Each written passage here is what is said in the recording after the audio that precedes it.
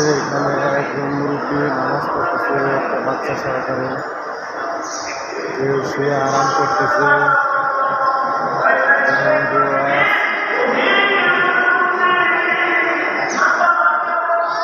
এই পাশে একটা কারো কবর আর কি এরকমই লাগতেছে, শিওর জানি না।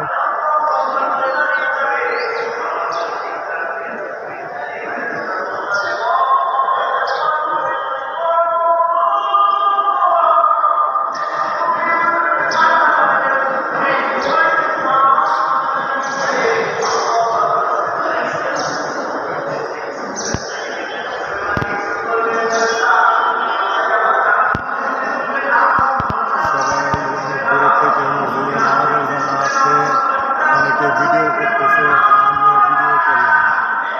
আমি আসছি গাজীপুর থেকে, আসছে মসজিদের গেট সামনে, যেটি হলো মেন রাস্তায়, যে ওখানে থেকে মানুষ আসে।